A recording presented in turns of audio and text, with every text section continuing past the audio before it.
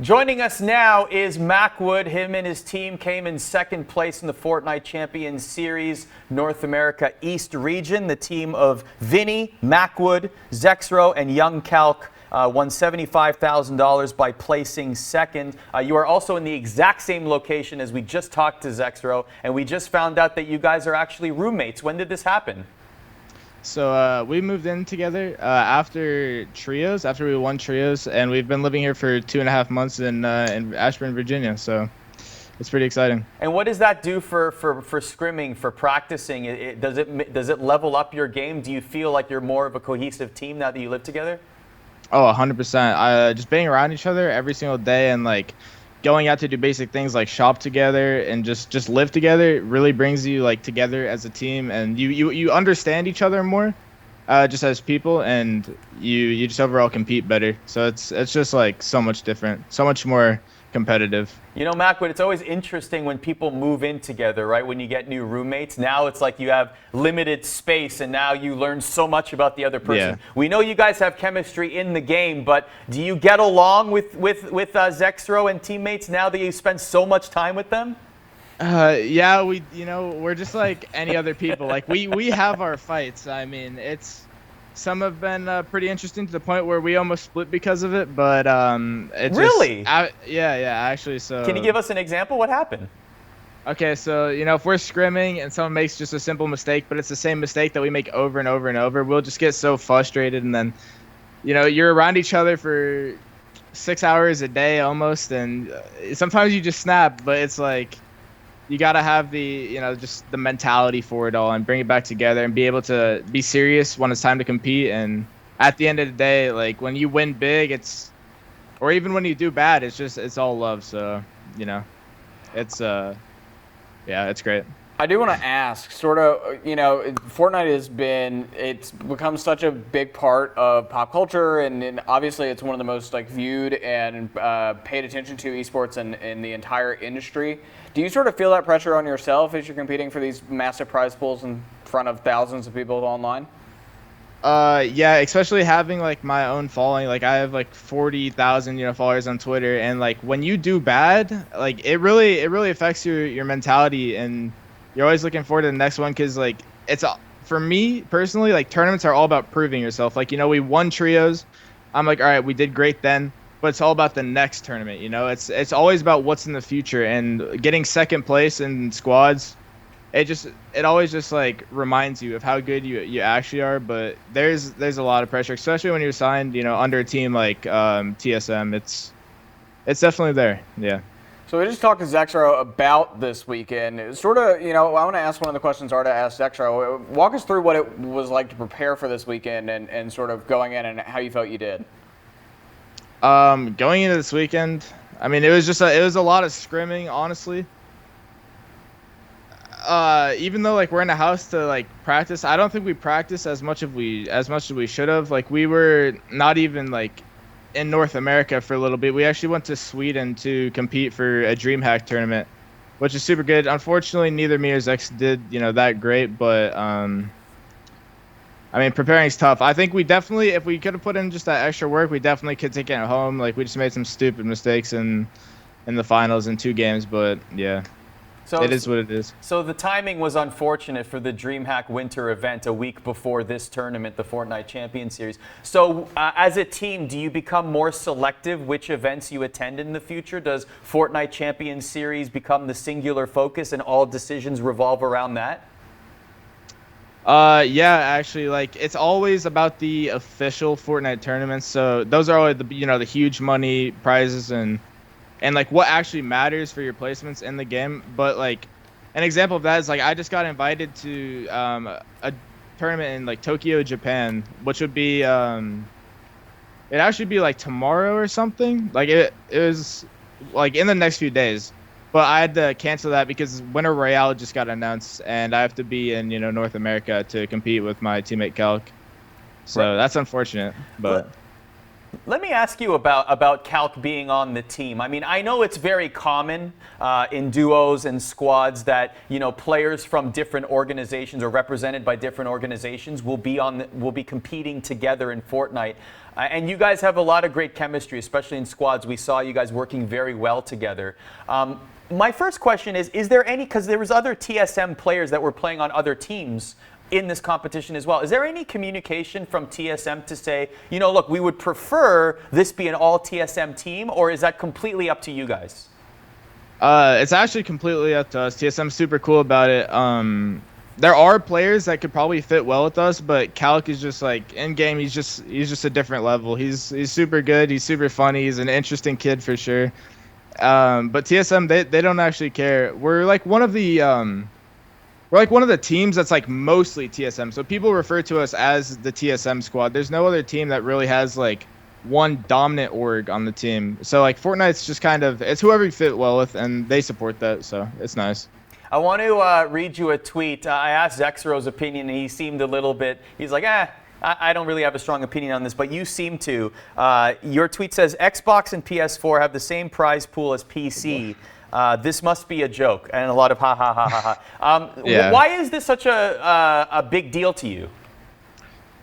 I just think it shows, or potentially shows, how the future is gonna go. Like, I don't think someone playing on their phone should even be close to paid as much as us when we're on our computers, and it's a different level of competitive. But I mean, it might just be like a thing for the holidays, everyone gets money kind of thing. But I just hope they get pressured for it so it doesn't continue in the future. That's kind of what I was aiming for. Do you think, is there a concern among the PC players that console and mobile, through prize money, will attempt to gain more viewership or even become on equal footing when you as a PC player believe that that can never happen because PC is clearly the best way to compete in this game?